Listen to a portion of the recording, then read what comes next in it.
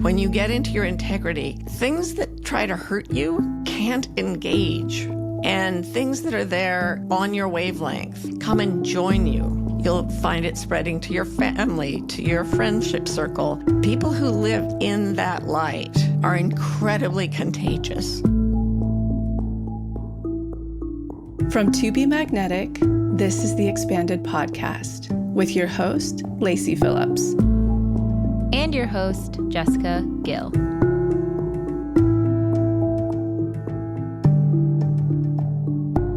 As the leading destination for neural manifestation, we dispel the woo-woo in order to help you create real, tangible results based on neuroplasticity, psychology, epigenetics, and energetics.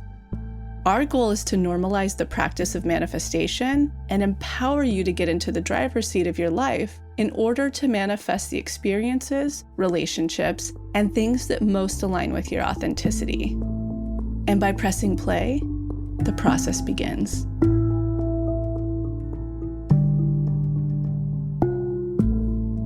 Welcome back, everyone, to another episode of Expanded. Jessica here. So we are in the midst of our authenticity challenge, and we are in the portion that we're calling our integration month. We just released our Deep Imagining playlist in the TBM app, where you can access all of our DIs organized by time, by block focus, by emotion focus, what you're kind of going through. We're going to continue to release new playlists as you guys have requests or interest in a different type of playlist, let us know. We're thinking one for rock bottoms for sure and one for breakups in the future. But let us know what kind of DI playlist you want to see in the future. But right now, I'm personally really focusing on the Authenticity Challenge playlist and going back and catching up. I know I fell a little behind over the holiday season, and it's the perfect time to go in, catch up. I finally landed my authentic code words, which are home, inspired sharing and storytelling, innovation, creativity, and wonder and the beauty of life. It felt so resonant when I really rooted down to what each of them mean to me. I shared on my Instagram a little bit more in depth of how I broke down what those mean to me. But even landing those 4 words, it feels so nourishing to hear them, to see how they play out in my life, to be able to judge, okay, what is a yes and what is a no? What am I not prioritizing enough of? What can I prioritize more of? And I'm already starting to get some really big pings for manifestations for next year, a lot of them being non-material things, more sensations, how I want to dance through life, how I want to feel enjoying my day.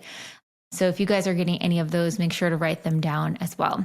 And if you haven't joined the challenge yet, it is not too late. It's actually the perfect time to catch up. And we're so excited to kick off part 2 with you come January. Now, today's episode is a huge manifestation come through guest for us. You guys have requested her. She has been on our manifestation list as a guest speaker for some time. And today we have on Dr. Martha Beck. She's a best-selling author, coach, speaker. She's spent a lifetime teaching people how to be in integrity, how to listen to their truth, how to cope with anxiety, how to connect to their true soul essence. It is no coincidence that we have Martha coming on around the same time we are going through this authenticity challenge. A lot of you asked if there were any book accoutrements to the challenge. Hers would be it. The Way of Integrity by Martha Beck. I'm telling you, this is such a good book to do alongside the challenge because it speaks to everything that we are talking about here, about that truth of the soul, the whisper, that essence, and how our bodies really cannot tell a lie. They are communicating to us, telling us where we need to move, to say yes, to say no, to stop hiding our truth, where we're lying to ourselves. This is a huge theme that I've seen pop up collectively in the community with friends, where people that are having the most turbulence, the most stuckness, the most challenging experiences are oftentimes not being honest with themselves about where they are at right now. I am so guilty of this. We all are in so many different ways. There is a section in week 2 of the Authenticity Challenge where we take inventory. Where are we lying to ourselves? Where are we saying this is okay, but it's not? Where are we sharing white lies? Where are we compromising our authenticity? That is disconnecting us from our truth, from our power, from our soul, from our manifestations. So Martha is diving into all of this today. It is such a powerful episode, and I hope you guys enjoy. Such a special one.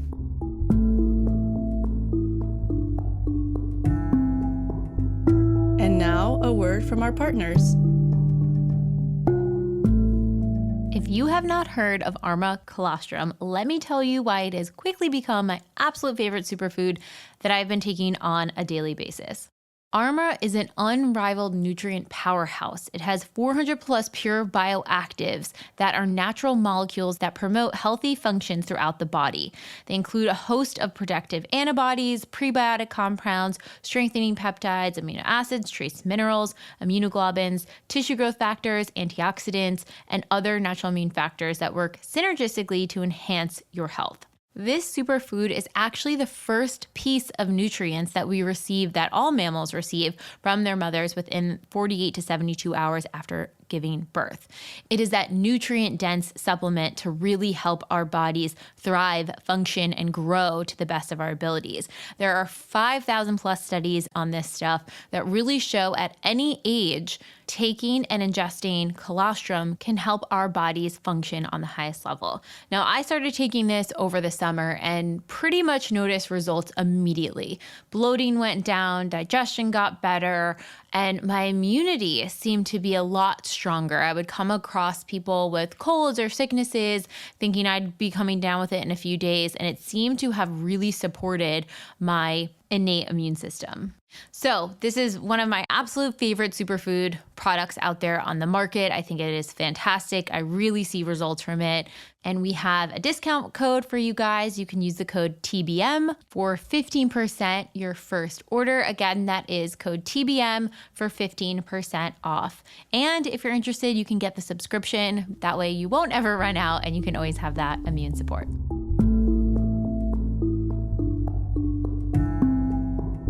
All right, on to the episode. Welcome, Martha. I am so excited to have you on today. It has been a long time coming and feels very kismet that we're having you on and connecting with you right now. Our To Be Magnetic community is in the middle of an authenticity challenge. And as we're diving into that, and I started reading your books and diving into your world, I'm like, integrity and authenticity are so in tandem. They're so interconnected in so many ways. But one thing I want to kick us off with, and this is a little bit spiritual woo-woo, but do you happen to know your astrology? A little bit. I'm Sagittarius, and I think my rising sign is Taurus. Oh, do you feel like it resonates with you? Does anything speak to you from those signs? Yeah. I mean, I don't know a lot about it, but I had one astrologer who this was before I had come out as gay. And as far as the public knew, I was still married to my ex-husband. And I got this astrological reading, and the astrologer gave me the whole picture. Wow. I mean, he really went out on a limb. And I really, there's no way he would have known. Wow. So yeah, I give it some credence. And then there are times when, I read my horoscope in the newspaper or whatever, and it's not, My theory with it is take the things that resonate and feel like they propel you into integrity, into authenticity, and leave the rest. Yeah, which is sort of what I think we should do with life in general. Yes. So are you into it? Can you give me a reading? I want one. Oh gosh, I am, I would say very novice in it, but our community loves to learn about the different archetypes through astrology. So from what I know of Sagittarius is likes to travel, likes to have a lot of things going on, likes to see different aspects of the world. Some people, they have the travel bug. Some people, it's more an intellectual travel, like in their mind or in their concepts. And Taurus really likes the pleasures of life, but that could be the pleasures of looking at a leaf, the pleasures of sitting with your pet, can really see and express the beautiful just nature of life. So that's my quick reading. It all sounds like me.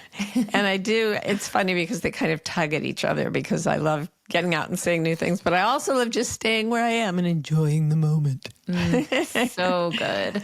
So what is in a short summary, what is your childhood background and upbringing? And what do you think the biggest thing in that has informed who you are today? Good heavens. Well, I was born and raised in the Mormonist heart of Mormonism. And my father was a well-known sort of scholar in that community. He was like a celebrity, considered a pillar of the church. So I was raised in what I now kind of see as a bit of a cult-like atmosphere. Apologies to anybody out there who's Mormon. So many Mormons are the salt of the earth. But yeah, for me, it was confusing. I felt like I was raised on kind of a strange tissue of weirdness, which later gave me an obsession with finding the truth. I think it's so fascinating. A lot of people in our community, they'll have that experience in early childhood and think, okay, well, this doesn't resonate as my truth. This doesn't resonate of who I am. But everyone around me is saying, this is what I should believe. This is what I should do. This is how I should behave or express.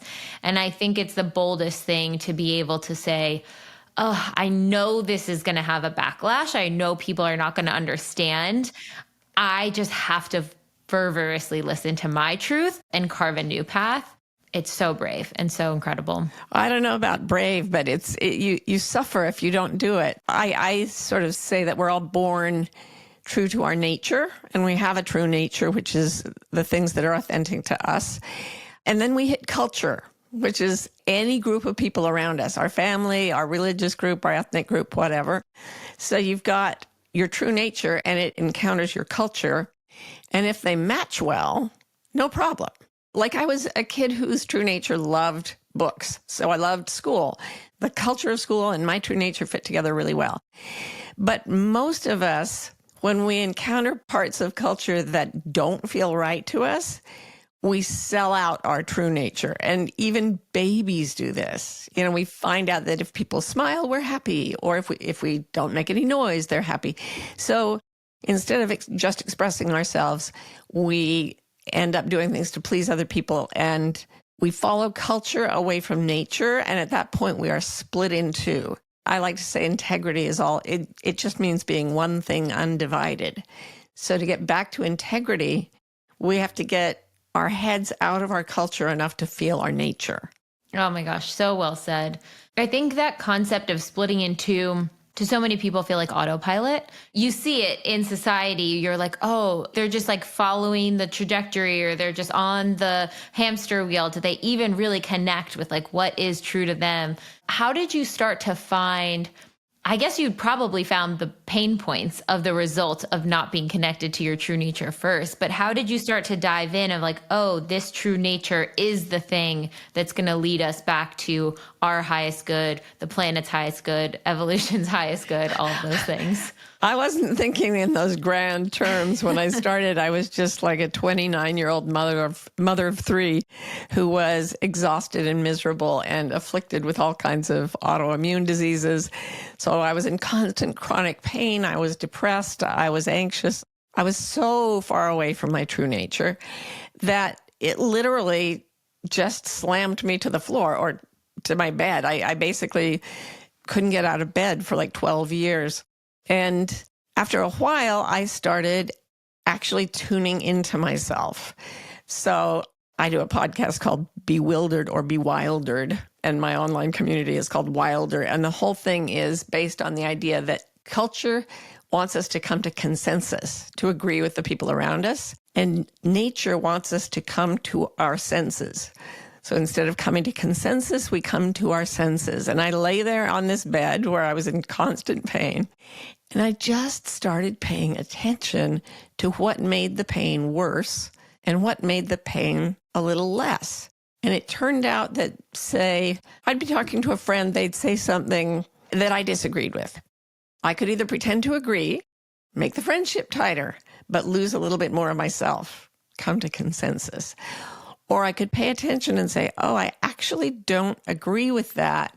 And I'm not going to lie and say I don't agree.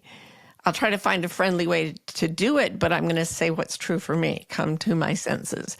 I found that if I went with the consensus, I always hurt worse. And if I followed my senses, just the sensation in my body of what felt better and what felt worse, I started to change. First of all, I felt better immediately.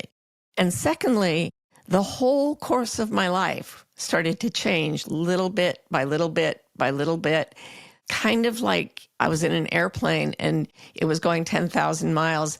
And every half hour, I would turn it 1 degree toward north. Could hardly see that it was going any different direction, but it ended up taking me to a totally different place. I love how you say to approach it to that 1 degree of change, because I think when people can start to witness where they're out of integrity, where they're out of their authenticity, there's this sweeping sensation to overhaul their whole life. And I need to tell everyone this truth about me. And I got to sit my family down and tell them this and really just lay it all out there on the line. And when we're in that process of reconnecting to our truth, reconnecting to our senses, we need kid gloves on a little bit because we're still learning to trust it ourselves. And I think there's a part where we almost need the validation. Like, hey, I found my true self. Do you guys approve? And if you're looking for that outside thumbs up, you might not always get it. And in fact, you're going to get some backlash likely. How would you recommend navigating that or that movement? Well, I did not do it well. I did it the bad way, and I'll tell you how to do that, and then I'll tell you how I would do it. What I did was I decided not to tell a single lie of any kind for a year. When I was 29, I made this vow, and I kept it. And during that year, I left or walked away from my family of origin, my religion, that meant the family of origin, my friend, all the friends I'd had growing up, my home, my job. I realized I was gay, so there went my marriage. Literally everything that I had depended on before that went away in the year that I didn't lie. And I began to heal. Emotionally and physically, I began to heal for the first time in a decade. Don't do that. Don't do it the way I did. It's really hard. So I wrote a book called The Way of Integrity where I describe that. I call it an integrity cleanse, where you cleanse away everything that's not integrity. And I did it like 0 to 100 and nothing flat. And I had all these people come to me after reading the book going, this is really hard and I am so scared. And I ended up writing another book about anxiety because these people were coming into authenticity, but they were so frightened all the time that they weren't enjoying it. So I went and did a lot of research on the brain science of anxiety and why change always frightens us. So I wrote a book about it, which is coming out. It's called Beyond Anxiety. The first third of the book is literally just about being gentler with yourself. It's like we all have inside us a wild animal. That true nature is a wild animal, and it feels very vulnerable. It is very vulnerable. So think of any fear you have, anybody who's listening out there, as if it were like a baby bunny or a puppy or something. I don't care if you're 6'7" and you can bench press 400 pounds. Mm-hmm. Imagine your own anxiety as a tiny puppy or a kitten that's frightened. So if you attack it or push past it or ignore it, it's going to feel more frightened. But if you can allow yourself to feel the anxiety of change and just offer yourself compassion, it'll be okay. Literally, silently say to yourself, I got you. I've got this. You're okay. You're okay. As if you'd picked up a kitten out of a drainage ditch and you're trying to calm it down. If you can do that, you establish a sort of way of looking at yourself that comes from compassion. And that is truer, that is more authentic to your true nature than the constant criticism you get from culture. So we need to reclaim gentleness from culture and push away from the cultural tradition of criticizing ourselves. Oh, yes, so much so. I think that inner critic has the best of intentions. It also truly picks up the voices of the society, of the culture that you're trying to fortify your own foundation separate from. You're so right that it means well. And so how do you deal with that? Okay, you've got an inner critic. It's a scared child usually. If you really look, you'll find like a terrified 9, 12-year-old in there, somebody who got traumatized by doing something wrong and getting really hurt in response. So instead of attacking your inner critic, you offer them compassion. Oh, you went through hell. I see that. I see that you're trying to keep me safe. Thank you. I respect you. Let's sit down together. Tell me everything. Invite everyone to come sit around the campfire with you and tell you why they've suffered and why they do what they do, because they all mean well. Yes, the internal family systems concept of it all, really grounding into that. That has been so transformational in how to relate to myself, is understanding, oh my gosh, they're all important parts. They all serve a purpose. They're all trying to do good, even if it looks really messy. It's so beautiful. Yep. And love and acceptance will absolutely outpace everything else in your life. If you can love and accept each part of yourself as it shows up, it will tell you its benevolent mission and why it's trying to do something.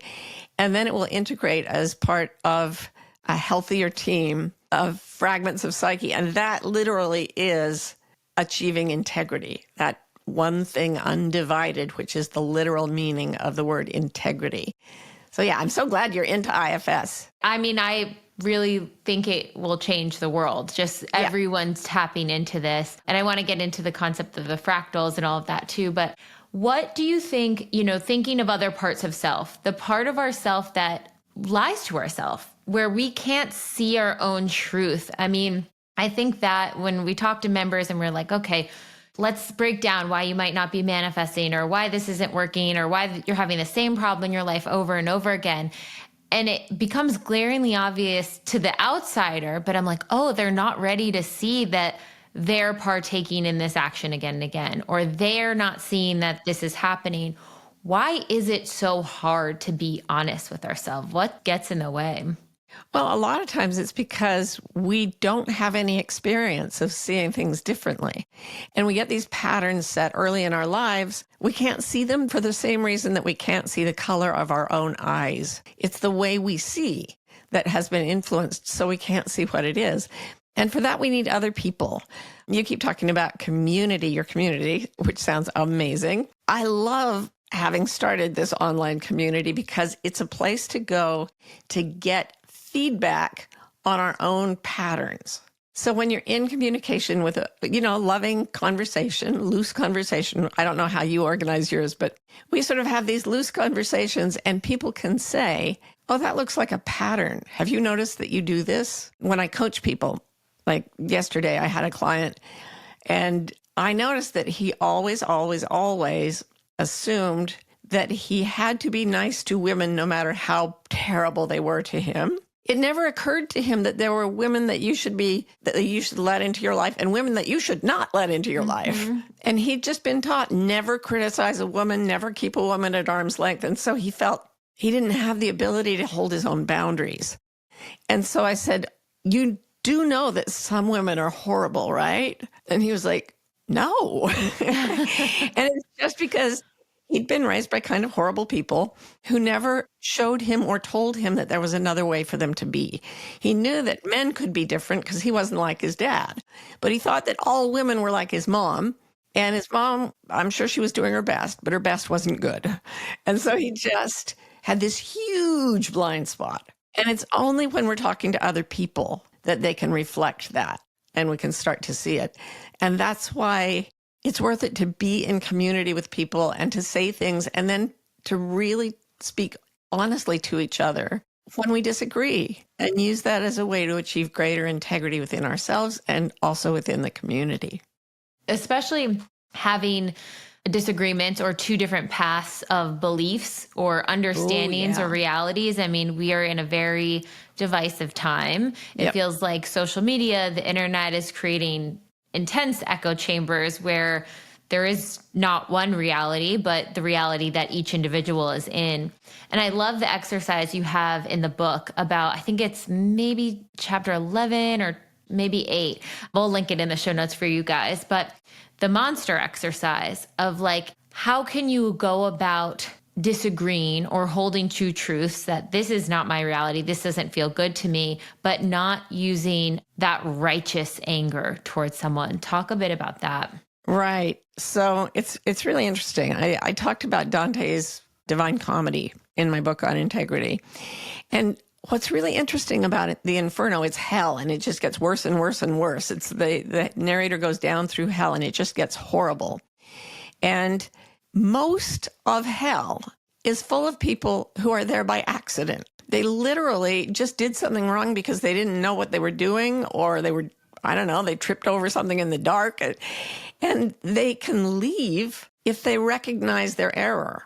So it's fascinating to me to realize that Dante didn't hold them guilty. He just thought they were misinformed. But then down at the bottom, you start to get people who are deliberately violent. And psychologically, that attack on another person only arises when we feel self-righteous, when we feel like we're right and they're wrong. So we live in a culture, bringing in IFS again, our inner parts tend to get very polarized. That is, they don't just take slightly different points of view. They get extremely opposite in their points of view. And the culture we're living in now, which is a culture based on anxiety, is escalating both sides of the polarity till it's insane, literally insane. And the only way out of that self-righteous frame of mind, once again, is to look at the self-righteous part of ourselves that's judging other people and say, now, tell me why you're afraid. Because it's always a fight or flight reaction. And you can sit down and say, why are you so afraid? Why are you so afraid of someone who thinks differently than you? They're going to hurt me. I hear that. They're not here hurting you now, and yet you're still afraid. What are you afraid of? And it turns out we're always afraid of our own stories about what other people are going to do to us, or, also what could just happen to us in the course of time. But the vast majority of our suffering comes from telling ourselves and each other stories about how other people are out to get us. It's paranoid, and it's really not true. It's so hard to feel that way when you're in fear and you're being judged. But if you can sit with somebody who's being very judgmental and say, okay, tell me more, tell me everything, I'm listening, you'll find they almost immediately run out of rage. And then they just start talking about feeling lost. And then you can begin to feel compassion, because we've all felt that way. And then you can start building bridges. And I'm not saying you're supposed to do this with everybody who disagrees with you, but it's there as an option. And sometimes taking that option has incredible rewards. So if you're feeling brave, give it a try. Well, and I also think you can utilize that practice with those parts of self that are feeling that righteous anger. If we're feeling, oh, screw this, blah, blah, blah, XYZ person who believe, it's like, okay, cool. Can I sit with that part and have that same dialogue? What am I afraid of? What do I need right now? Sourcing that safety within, I think that's going to be such a pivotal, what we've seen in our members and just what we're learning and the work that's going on is how important it is to find safety internally, to find a piece of safety internally, because you can't metabolize change without it. Because if you're looking outside for that safety, the world's not going to give it to you, not in the full way that you need.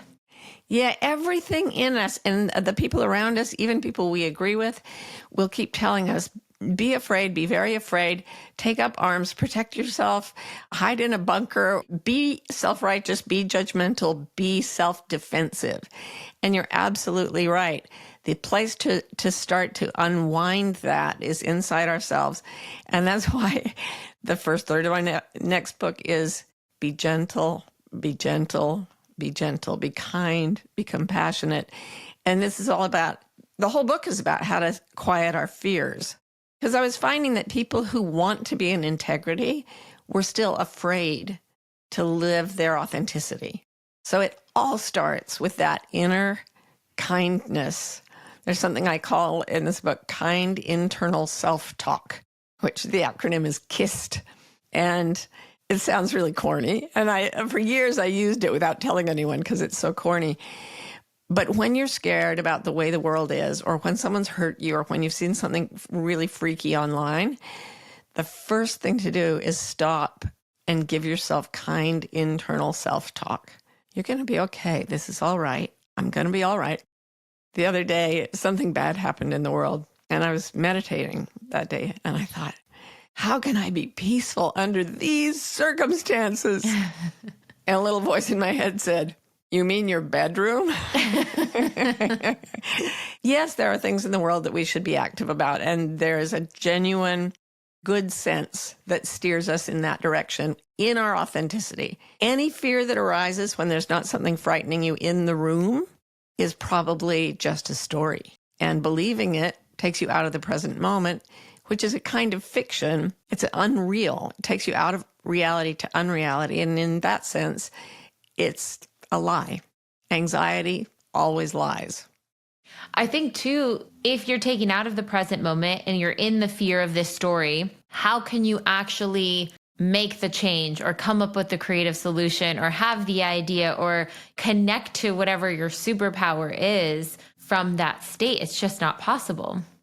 I'm so glad you said superpower, connecting with your superpower, because we all actually have superpowers. I'm referring to a study done by NASA in the 1960s. They went out looking for creative geniuses so they could hire them for NASA. And it turned out that 2% of adults that they tested came out looking like creative geniuses. After a few years, someone thought to try giving this test to 4 and 5-year-olds. 98% of them showed up as creative geniuses. Wow. We have superpowers, and our culture takes them away from us because they make us leave our senses and come to consensus. So what we do to become wilder is stop thinking about the society and come into the physical body.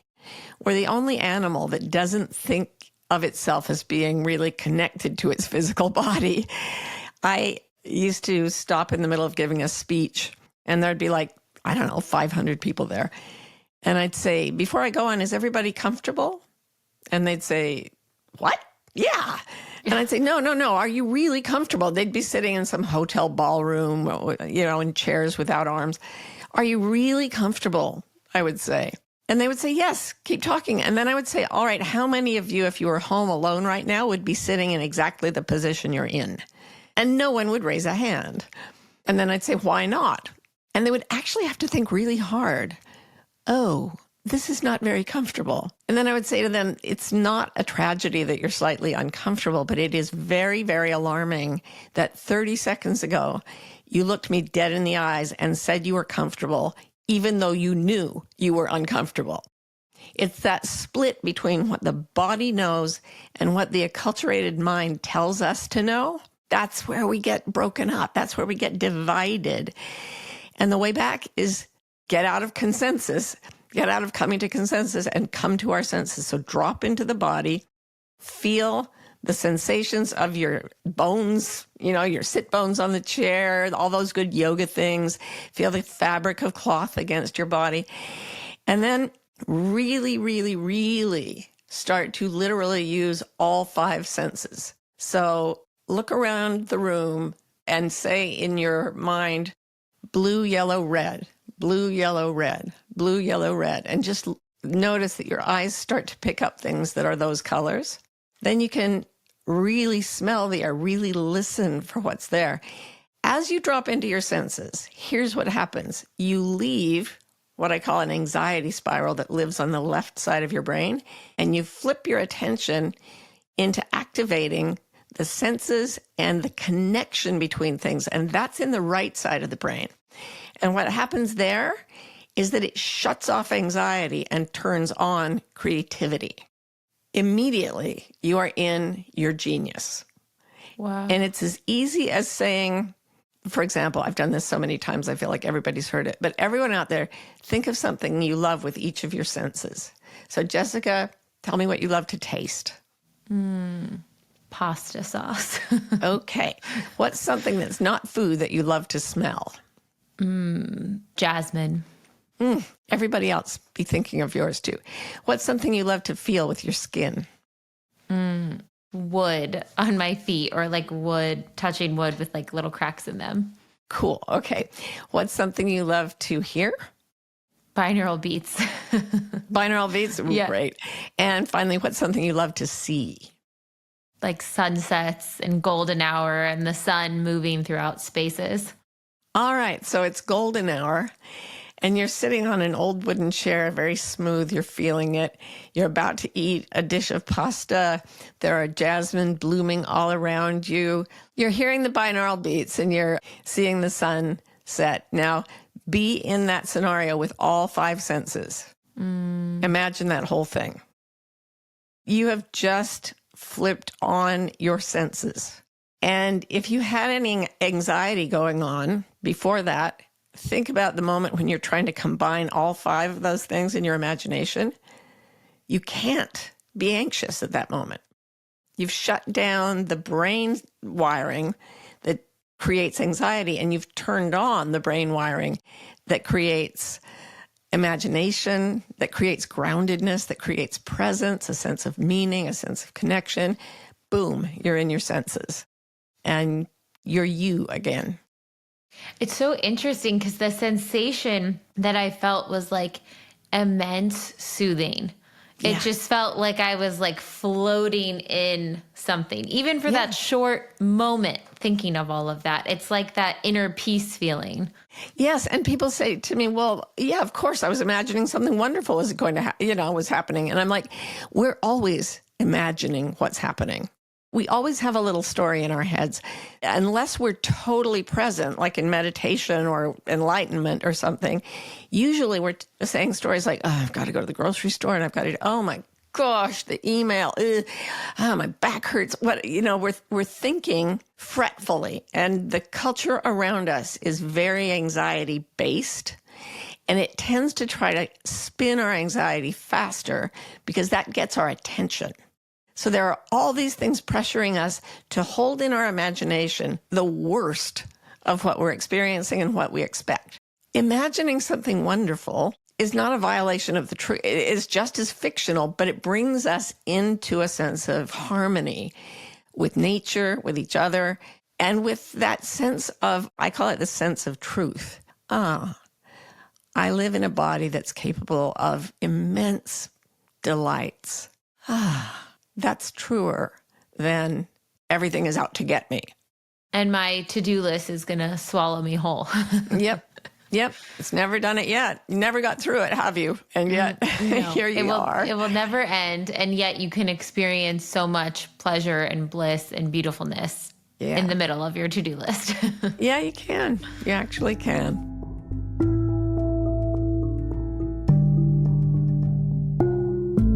It is that joyous time of year again when Osea's gift sets are going on sale. This year, they have some incredible holiday gift sets that you can get for a friend, or personally, I'm getting them for myself as a special treat for my authentic self. These limited edition gift sets include some of the best-selling products from Osea's body and skincare. One that I am personally loving is their Super Glow Body Set. That includes their Undaria Algae Body Wash, which I've said in previous episodes how incredible that body cleanser is at keeping your skin hydrated. Their Hyaluronic Body Serum, which adds more hydration and moisture to your skin. And then you can top it off with the Undaria Body Oil, all in one amazing gift set, which is an incredible deal because the Undaria Algae Body Oil is one of the best products I've ever used on my skin.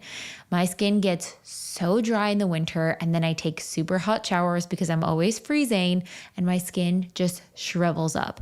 Adding this body oil back on my skin gives it life again. It is more supple and soft, and I hate the feeling of scratchy skin in your clothes in the winter, scratchy feet in your socks. It's the worst. So adding their hyaluronic body serum and their Undaria Algae Body Oil to my skin is giving it life again. It feels amazing, luxurious, like you just got back from the spa. Give the gift of glow this holiday season with clean, clinically tested skincare from Osea.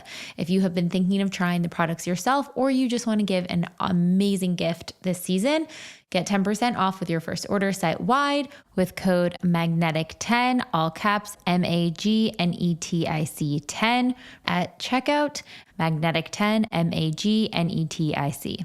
And go to OseaMalibu.com or the link in our show note to get your holiday gift set.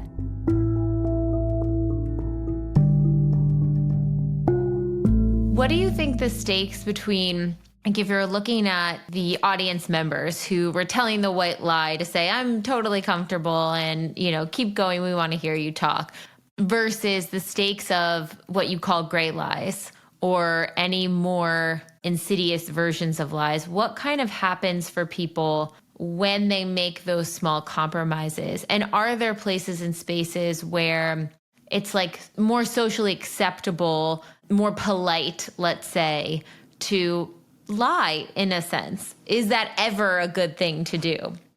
Such good questions. Actually, when they do research on this, they find that most people, when they meet another person, each person will lie at least 3 times within the first 10 minutes of meeting. Wow. Yeah. And this is, again, cultural. Women lie to make other people feel good about themselves, and men tend to lie to make themselves look better. We are conditioned to do that. I don't know if it's natural or not. So we're used to saying a lot of things that aren't true. And yet when you hook someone up to like a polygraph machine, a lie detector, you can see that every time we tell even a slight lie, a lot of bad stuff happens to our bodies, and we can feel them in our emotions as well. So our muscle strength goes down, but muscle tension goes up. Our immune system doesn't function as well. We blink more. Our heartbeat goes up when we lie even a little bit. So even telling those 3 polite lies, you're going to have an effect on your body, and they start to add up. And this is true even if they're very polite. They did one study where they just asked people informally. They said, for the next 3 weeks, just don't lie as much. So these people went off and nobody was policing them or anything. They just made a promise not to lie as much. So they found other things to say in those 10 minutes. And when they came back, as opposed to another group who'd been tracked, who had not made the same promise, the no lying group had fewer doctor visits, better health, fewer headaches, fewer emotional problems, fewer relationship problems. And this was just 3 weeks of maybe not lying quite so much, you know? So society does want us to lie. Culture always pulls us away from our nature at some point. And that's where creativity comes in. So if you're talking to me and you say, do you like my dress? And I don't like your dress, I might say, I'm not sure that's your best color.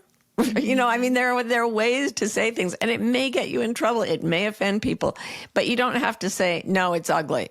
You become much more creative about how to tell people the truth and still be gentle.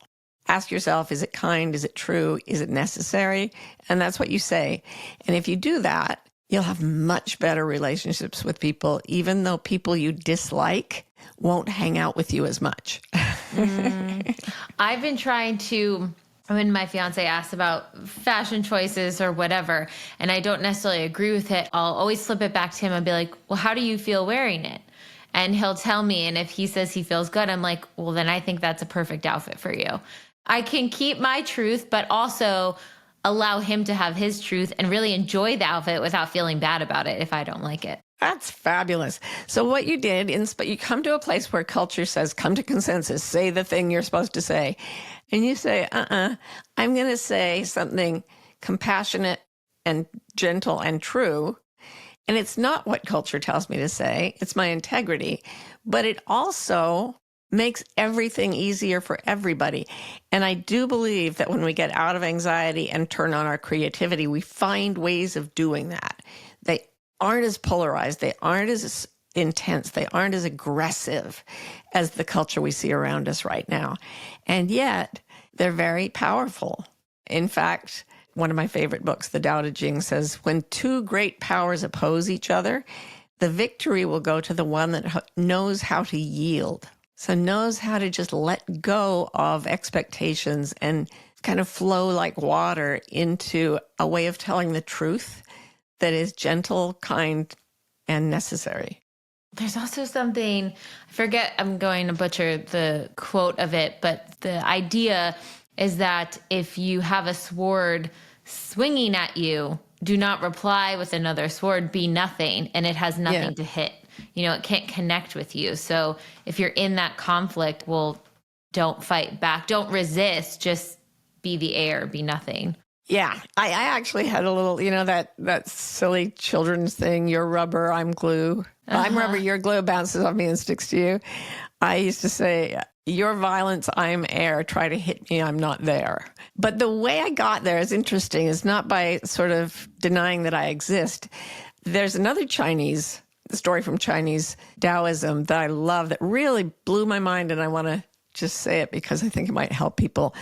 It's a story about a man who's rowing his boat out on a river, and he sees another boat coming toward him, and it's on a collision course with his boat. He tries to get out of the way. It's not going to happen. The other boat is coming too fast. So he starts yelling, change direction. You're going to hit me. What's wrong with you? He gets really, really upset, and the boat smacks into his. And then he looks, and he realizes it's empty. There's no one in it. So immediately, all of his rage, all of his self-righteousness is like, oh, all right. And then Zhuangzi, the philosopher who told this story, he really kicked it up a notch because he said, all boats are empty. Everything you think is something aggressively coming at you, everything you're angry at, is just part of the geometry of your life. There's nothing personal in any of it.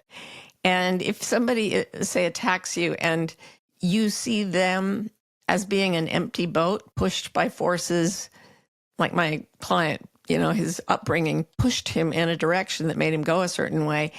There was no intentionality there. It was just he'd been programmed to do that, and it made him bump into things sometimes. So if you start to see that your own boat is empty, you've been pushed by culture to do a lot of things that aren't authentic. Okay, I'm not going to blame myself for that. You're absolutely right. Start with yourself. And then someone bonks into you and you think, in what way is that just an empty boat? You'll find that you just have a lot more tolerance for humans. That kind of goes back to the concept you talk about in the way of integrity with the victim mindset and seeing yourself as a victim to the world around you, and also how other people can be like, okay, that person feels like a victim. Let me fix their circumstances. Let me fix that dynamic. And you see that play out all the time.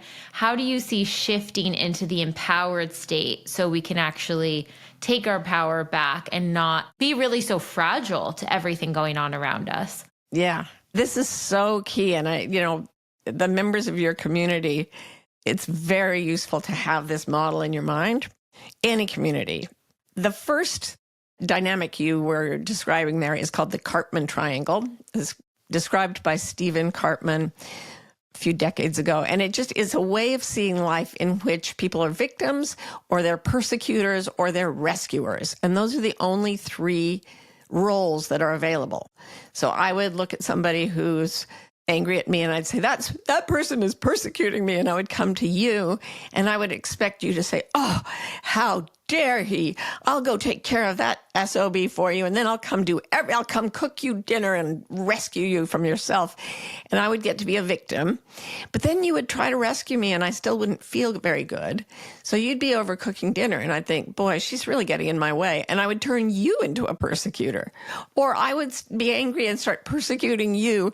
In the Karpman triangle, if you live thinking that there are victims, persecutors, and rescuers, you never get out. It's horrible. So this other psychologist, David Emerald, created like a mirror image of the Karpman triangle.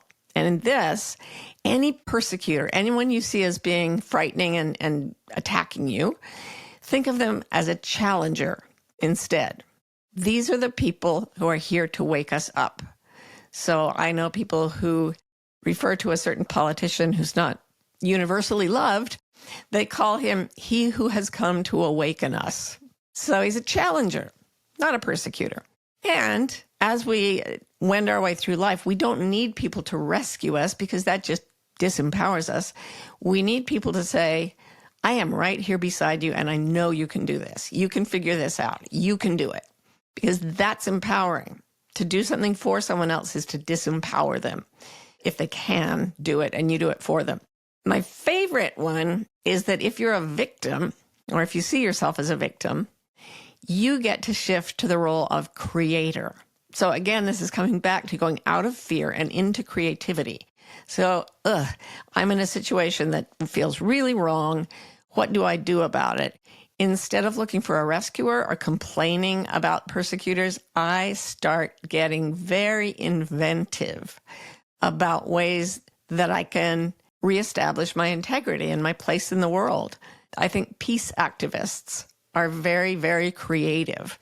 Martin Luther King Jr., Nelson Mandela, two of my favorites. Nelson Mandela in particular, I was in South Africa when he became president after being in prison for 27 years. And he could so easily have seen himself as a victim. Mm-hmm. I mean, an innocent man in prison for 27 years. And instead, inside that prison cell, he became so creative. He tapped into his own creative energy so deeply that he became, they used to call it the Mandela magic. He created a kind of field of love and forgiveness and acceptance around himself that affected his entire country and kept it out of violence when everyone thought there would be a bloodbath. That's what happens when you think you're a victim and you decide to become a creator instead. I think even just that reframe of like, I feel like the victim, I feel like things are against me, the world's against me, the universe is against me, to, okay, here are these circumstances. How can I tap into my power, my genius, what feels true to me, is such a beautiful reframe. Yeah, you're like, okay. And it goes from everyone's out to get me and I hate everybody to I live in a world of empty boats and they're just kind of careening around and they're all afraid of each other. How might I steer my boat? And you'll notice if you're afraid and you start to create. I had this conversation with a friend this morning. She was really, really frightened and frenzied. She needed money she didn't have. And I said, okay, how many ways could you make that money? She perked right up and she was like, oh, now you're asking me a how-to question. I like how-to questions. And like that, she went from panic and division from her true self to excitement and authenticity that fast.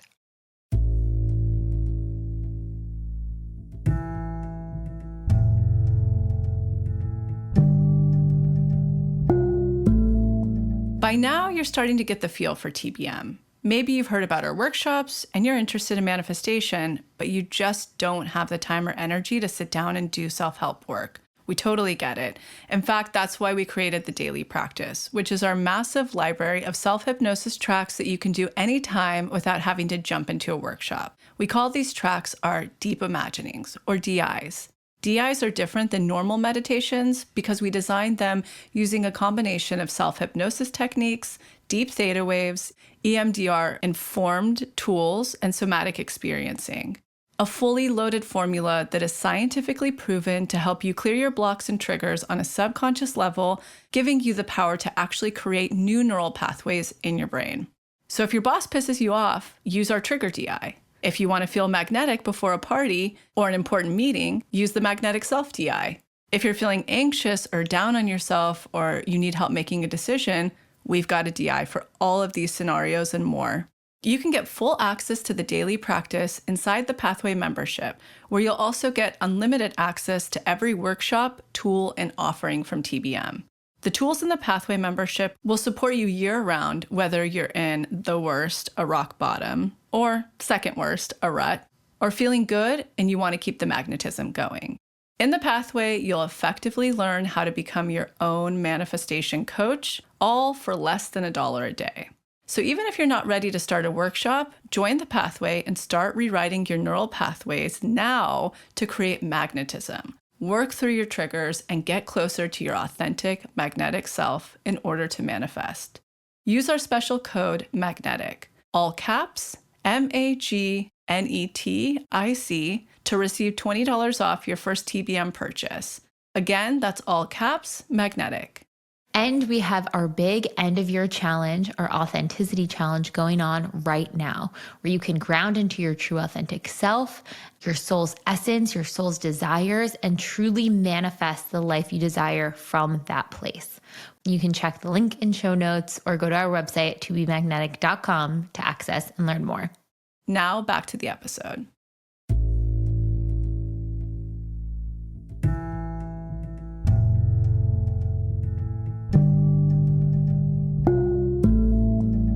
I want to talk a little bit about your metaphysical experience, one of probably many, but when you were it was a surgery and you kind of had an out-of-body experience. What did you experience in that? Kind of share a little bit of that story for the listeners, and then kind of go into this concept of fractals and the importance of us being in our authenticity to have that impact on everything else we're touching too. Okay, so that's kind of the core of my life right there. You've nailed it. This experience, one of the things about experiences like this, because many people have them, is that they don't fade in memory the way other experiences do. So this happened 30 some years ago, but the moment you start talking about it, it's like it's still happening. It's such a vivid memory. So I was in a surgery and I was lying on the table. And then I sat up and looked around the room. And then I thought, whoa, wait a second. I'm not actually sitting up. I turned and I looked at my body. And I saw it there with its eyes taped shut. And I looked at the surgeons and watched them operate. And I was just confused at first. And I just lay back down. And I looked up, and in between the surgical lights appeared a light that it had like 1 trillion more colors in it than I had ever seen before. Wow. It was white, but a whiteness that included wavelengths that we don't see. It was indescribable and incredibly beautiful. It started to grow, and it grew in size. And when it touched my body, I felt this unbelievable rush of warmth and home and love and total acceptance and complete relaxation and complete joy. And I started to laugh, even though I wasn't physically laughing. It was like this light-handed energy, and it was communicating with me, and I was communicating with it. And I had always known it. And it was saying, oh, you said you would not forget. You said you wouldn't forget that this is what you are, but you totally forgot. And I was like, yeah, I know. I mean, for the last 10 years, I was like, oh, I'm so sad and everything's bad. We were just laughing because it was so good to be home and to know that that had just been a kind of drama or video game. It was real, the way a video game is real. But this light was much, much more real. It said a few things to me, including, you're going to go through some really hard things now, but I'm right here. I'm always right here. Never forget that. At a certain point, I think I started to cry with joy, and there were tears coming out from my eyes. And the surgeons noticed this, and they thought I was in pain. They thought I could feel the surgery, but not move. So they freaked out. And they said to the anesthesiologist, you know, she's crying, she's in pain, she's in pain. I didn't pay much attention to that. But when I came out of the surgery, I, of course, I was getting a PhD from Harvard. I wasn't just going to buy this. So I was like, what drugs did they give me? And I wanted to see the anesthesiologist. I want to know where I can get more. So he came in. They found the anesthesiologist. He came in to talk to me, and he was just terrified. And I was like, what did you give me? What does it do? And he said, listen, could you please just tell me what happened in there? And then he said that when he went to give me the anesthesia, a voice said, don't. She's crying because she's happy. And he said, I just did it. I just did what it said. And I was like, well, you did the right thing. And I kind of told him. And he said, do you know how many times this has happened to me in 33 years of practice? I said, no. And he said, once. Wow. And then he kissed me on the forehead and walked away. And That story, I've told it so many times, and it's like every single time it's still happening now. And you can't lie and keep the knowledge of that light, of its presence. And it was when I came out of that surgery that I said, I'm not going to tell a single lie of any kind for a solid year, because I could not stand the feeling of separation from that light. And if I never lied at all, it never left me. Wow. And it never leaves me anyway. I mean, it never leaves any of us, I think. But when we lie, we create an illusion that we are separate from it. And I won't do that. It drops you back to the video game. Yeah. And the video game, one of the things they don't tell you about white light experiences or near-death experiences is that they feel incredible and glorious and joyful. And usually you're depressed for about a year or 3 afterward, because the shock of having to live this way, the way humans live, after you've felt that what you really are, it's almost unbearable. But not lying will get you very close to the feeling that I had in that surgery, and it can be almost all the time. It is interesting, even thinking about the impact of you sharing that story, and how when someone is in their own dark night of a soul, or in their rock bottom, or in that hard moment in life, knowing, when I heard that in the book, every time I've heard any of those similar stories, I'm like, yes, like I haven't had that experience, but I've had that experience. You know what I mean? Yeah. And it's almost like in you having it and sharing it allows others to know that they have it and share it too, which is just so beautiful. We all have that. It is what we are. And it's in everyone. You know, and it kind of pushes the empty boat theory one step further, because what you see is that in every empty boat of a person bonking along, there is hidden this amazing light. If we all took the disguises off, if we all became really authentic, what we really are, it's as if our masks drop away, and light, it doesn't bump into other light. It just brightens it. It just warms it. And think of a river full of boats where everyone took their masks off, and it would just be blazing. And every bit of truth you give the world lights it up for everyone. You kind of paint this picture in a lot of the work you do of, okay, yes, there is this trajectory that we can have for our future on planet Earth, right? Of what's happening with, what's going on with the climate and all the things going on.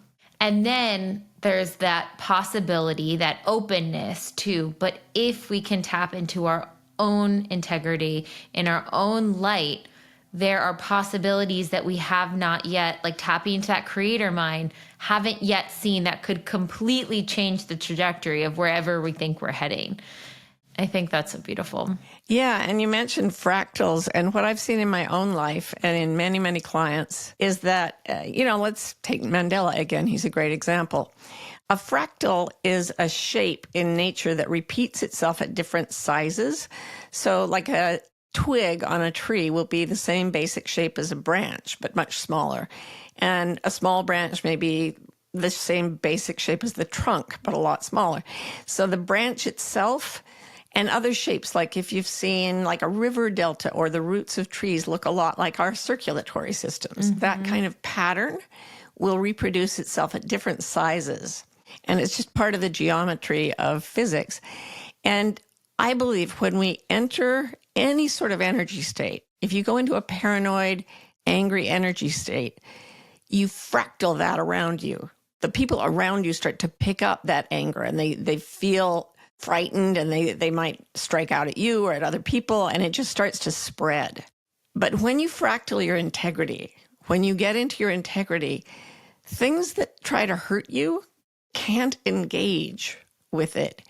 And things that are there on your wavelength, on your vibration, come and join you, so that the size of that compassion, that fractal of truth, of integrity, starts to get bigger and bigger and bigger. So you'll find it spreading to your family, to your friendship circle, to everyone at work.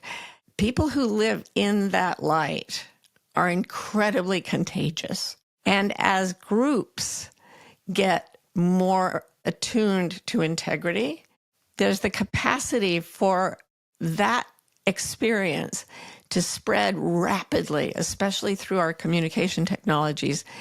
And in my next book, I compare it to the way an idea just lights up the brain. One group of people, one individual, could have an idea and put out an idea that would communicate in almost instantaneously to billions of other people. So if you're living in your integrity day after day, you're going to gather people who are like you, who love you, who want the same things. And the power that you have, even as a small group, to change the world fundamentally is to put out the best of your creativity, as a gift of love to the world. And it may flash through the whole global population. I think that's going to happen. I think so too. I'm holding that truth. Yeah. Thank you so much, Martha. This has been incredible. Your work is incredible. What you're sharing is incredible. Just so honored to have you on and chatting today. Thank you so much, Jessica. And big astral hugs to everyone in your community. Yes. Yours as well. It sounds fantastic. I'll have to join. Thank you so much.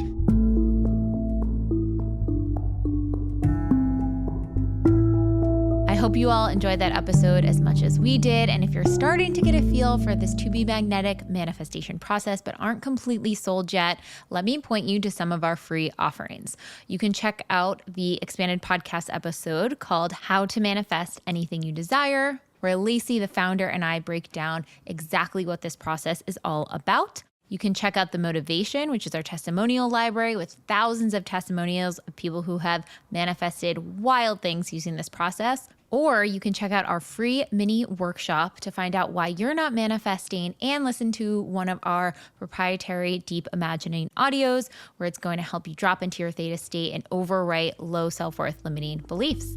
Enjoy. We'll see you next week.